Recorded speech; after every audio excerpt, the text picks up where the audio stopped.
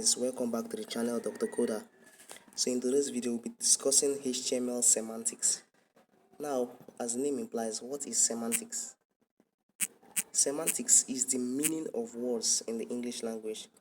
When it concerns HTML, these are tags that give a brief description of what they do. Let me write it here. So I said semantics. Semantics is the meaning of words in the English language. So let me add a comment it, yeah, so that it doesn't run in the browser. Yeah,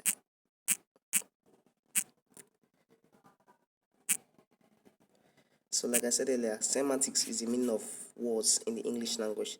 Now for HTML, we have rather than using a bunch of divs all around your HTML elements, we can use something called a tag called a header. If we are to style, or if we are to arrange the header part of the header part of the website, we have to use a tag called the header, like this. Header, close the tag, header. Rather than use div, we can use the header. Now this header, inside this header, it declares that this is the heading part of the website. That's the top part of the website, where you can see your logo, where you can also see your nav links. Now we also have a semantic tag called nav, NAV. Yeah.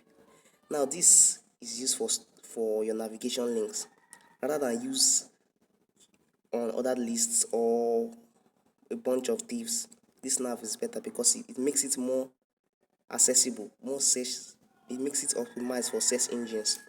Now the main use of semantic tags in HTML is to make it accessible for search engines like Google, Safari, Chrome, and other browsers.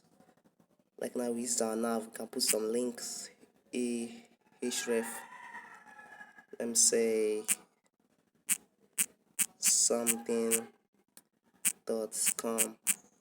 I can preview it. Now this is the heading part of the website. So let's go. We also have a tag called the main.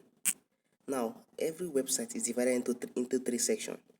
You have the header, the main, and the footer. So before you start designing any website, you need to imagine it as a box. The header section, this contains the logo, let me say the company name or the brand name, and some navigation links that take the user across the page. While the main section, let's see, write it here. This is a tag called the main. The main. So here is the main tag. Now this main tag, it tells the browser that this is the main part of the web. This is the main, let me say, like the main major part of the web. This is the major reason why the web was created.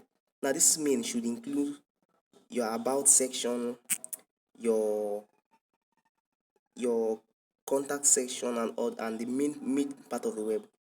Now we also have, let's say, h1,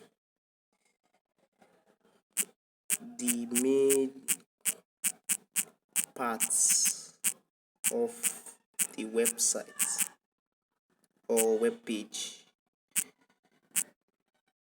Now we have another tag called aside. The aside tag. Now this aside tag is used for writing a part of the web page, but that is not that important, but just as an aside, just like it's used for writing a part of the web page that is related to the web page though, but it's not as important as those that are in the main tag. That's just it, the aside. So let's put here h2. This is an aside tag. Then we have lastly the footer tag. Now, ever seen a website whereby you scroll and get to the bottom where you see contact me, help, FAQs? That's where the footer comes to play.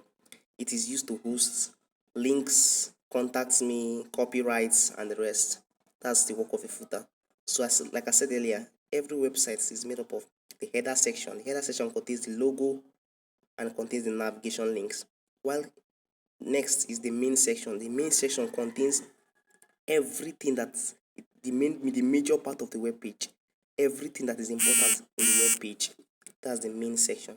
While the aside section, the aside is it contains the things that are related to the web page, but they are not as important as the main tag.